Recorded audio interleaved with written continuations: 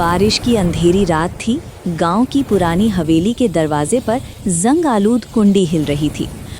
लोग कहते थे कि इस हवेली में रात के वक्त किसी के कदमों की आहट सुनाई देती है, मगर सुबह तक कोई निशान बाकी नहीं रहता।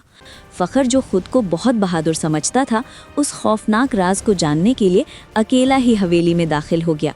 अंदर कदम रखते ही ठंडी हवा के झोंके ने उसे लर्जा दिया। दीवारों पर लगे पुराने आईने टूटे हुए थे, मगर उनमें अजीब सा साया हरकत करता महसूस हो रहा था। अचानक फ़खर के पीछे किसी के चलने की आवाज़ आई। उसने मुड़कर देखा, मगर वहाँ कोई न था। इसी लम्हे उसके कान में किसी ने सरगोशी की, वापस चले जाओ।